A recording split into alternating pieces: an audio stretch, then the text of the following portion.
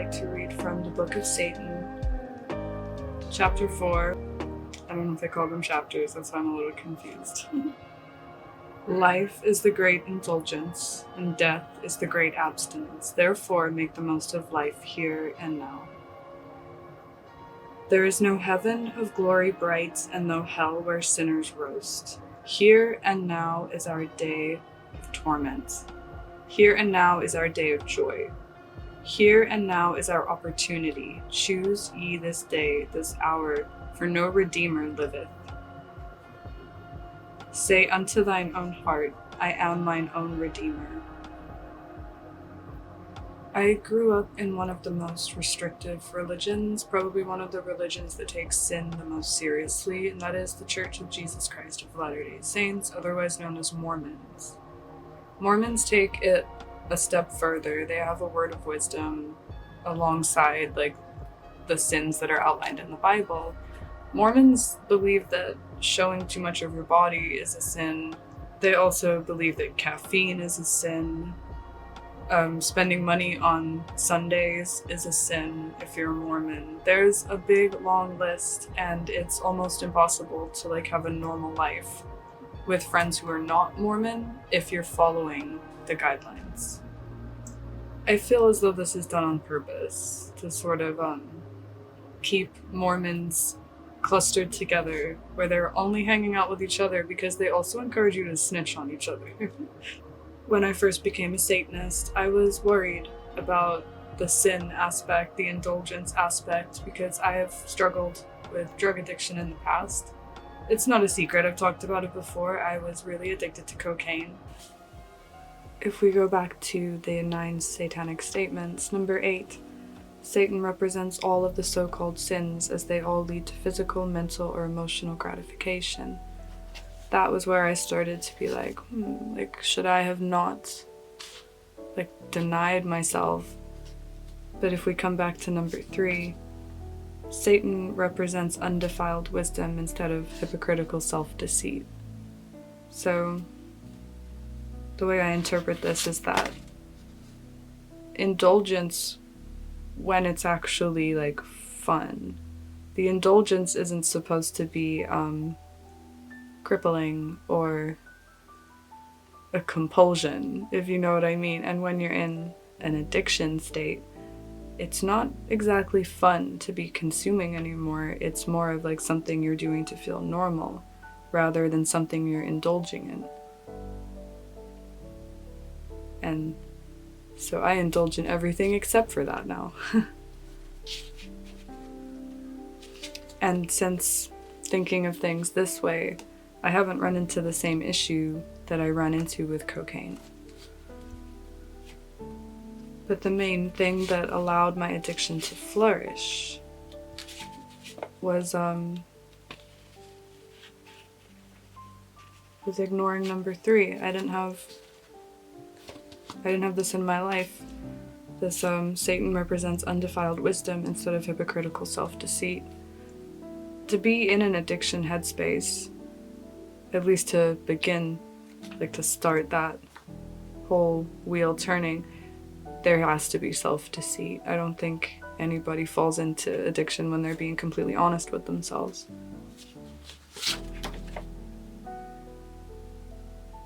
And so I kind of see that as a safety net to protect you through indulgence, from addiction, from overdoing it. Let's go through the comments on my other video. Thank you very much for all of your comments on my first video about Satan. I hope I can continue to make videos that you find interesting. If you have any requests, please leave a comment on this one, because there's just so much to cover. I don't know where you would like me to start. So let's go to the comments. A lot of comments are saying, what is the book? It is this book. It is the Satanic Bible by Anton Sandor LaVey. Nice name, bud. There's also a couple of others he's written, but just buy this one first. I bought another one. It's useful, but just go with this one first. Don't be buying a whole bunch of them, because you may not like it. I had a comment on my first video about Satanism saying, so I hear some Satanists don't believe in the Christian Satan, but still say, "Hail Satan," although the term from that standpoint just means liberation. But it is used to sound like you're referring to a being of some kind. And in response, I said, "Ave Satanis," which if you Google that, it takes you to the Wikipedia for essentially "Hail Satan," which kind of explains the history of it. Somebody got mad that I had said that. Then a bunch of you were fighting a little bit. It was cool.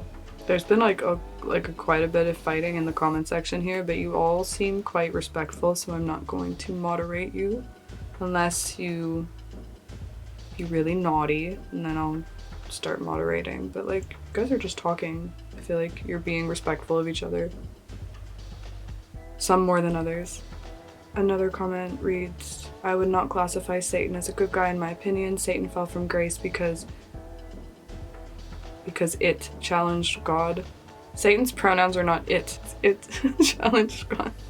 Satan was good, but turned greedy, challenging, devious, disgusting, and then turned to tempt humanity to his side. God instilled free will in man from the get-go. He just also gave tests because of his experience with Lucifer. I was raised Seventh-day Adventist, but no longer part of organized religion. Look very realistically at the Bible.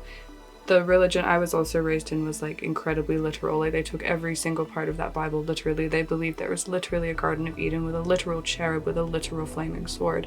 And that was actually a lot of the reason why I lost my religion, because I just thought it was ridiculous. Actually, the main reason, this was actually a trend on TikTok recently, and it's kind of funny. That's me in the corner. That's me in the spotlight, losing my religion. I thought that I heard you laughing. People were using that audio to share their reasons why they lost their religion, and I did one too. And mine was because the Mormons, they took everything so literally. They believed that like the Garden of Eden was the beginning, and from there it was whatever. And then later I learned that some religions explain it as like, oh, the dinosaur bones are fake and God put them there to like test your faith. And it's like, that's literally what some people believe. Dinosaurs are cool. Like, I don't think we should be telling these young Christian children that dinosaurs aren't real. Dinosaurs are fun. I don't understand where humans had free will before Lucifer as the snake intervened. Can you please point it out to me where they had free will? Like, free will in the sense of like they were like lobotomized. Like, is it really free will if you don't even have the ability to like learn or know anything, you know? Like, is that free will? Like did Truman in the Truman Show did he have free will? Or is everything kind of decided for him because he lived in his little enclosure with the man in the moon, you know? Like, I just don't see how anybody could consider what Adam and Eve had before Satan saved them as free will. I just can't imagine that. Please explain it to me. I'm very interested to hear it. We did have a little back and forth in the comments. You can go look at the other video to read if you want. Somebody else said, if they had no free will before eating from the tree, how would they have been able to eat from the tree? They didn't choose to eat from the tree. Satan had to convince them. And like, isn't that the downfall of free will, of like not giving your people free will? It's that like they can't think for themselves, so like anybody can come along and tell them what to believe and they'll believe it. I just don't think that is free will. Like, if you're so naive and sheltered that you believe literally anything said to you and do anything that anybody tells you to do, that's kind of what you guys are like mourning for. That's what I find in like the Christian faith. It's like you guys are mad about Eve eating the apple and all of this happening, but it's like, that's the reason why we exist. That's the reason why we're here. And it's the reason why we're able to think about it and have conversations about it. And I just don't understand why you're mourning this this tyrant that kept naked humans in his garden and played with their body parts.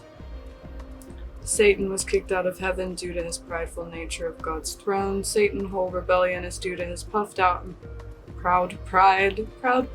Love that.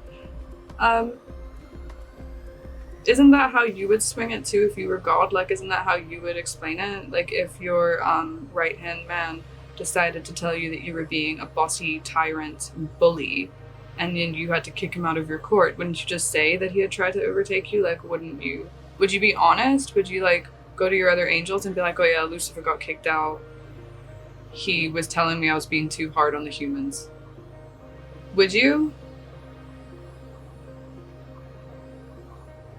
Do you know what it all reminds me of? You know the trope? Sorry, I just dropped my phone. It's a sign. You know that trope, that cliche in like it's in the Labyrinth for sure. I don't know if it's in other things or whatever, but like the two doors where one door always tells the truth and the other door always lies. I just feel like Satan always tells the truth and God always lies. And a lot of stuff in here, they're like harsh truths, and there's a lot of like sad reality stuff. It's I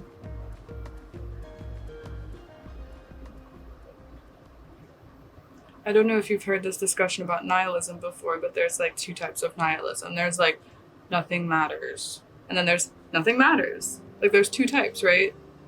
And I feel like Satanism is that healthy nothing matters. Like I could do anything and it doesn't matter if I fail because it doesn't matter at all. Like I could try all kinds of new things because it literally doesn't matter if I'm not good at them or if nobody cares. Like I just think it's healthier for our hearts than it is for this like Christian willful ignorance. Like that's just what it feels like, this like willful ignorance, this like do everything on earth to make Skyman happy so he gives me mansion when I die.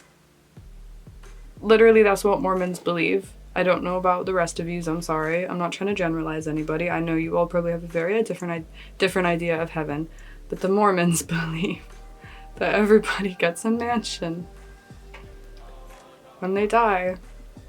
Also, you're going to be neighbors with Hitler because they baptized him after he died. Posthumously? How do you say that? After somebody died, they do baptisms for the dead in the Mormon church. Sorry, this is becoming Mormon education hour. One of the first things that you ever get to do at the temple, and the temple's a very exciting place when you're a Mormon, one of the very first things you ever get to do is called baptisms for the dead. And I think you have to be like 8 years old or 9 or something. I remember I went after I had been baptized, and you get baptized at 8, which is way too young, right? They take you into the temple where they have a big baptismal font, and it's like crazy expensive and like made of marble and all this crazy stuff. And then they get you dressed in like a white dress, and then they put you in the water and they baptize you over and over, and they do full submersion, and it kind of feels like you're drowning, and they do that over and over and over and over. And every time they baptize you, they read out the name of somebody who's died. And like you don't submit your name, obviously, because you're dead. Like your family doesn't submit your name either, although they can. They just troll like obituaries.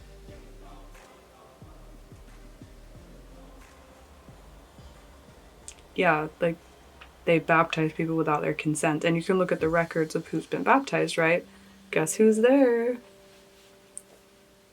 If it isn't Adolf, yeah, they baptized him. They chose that. And they also baptized a bunch of Jewish people.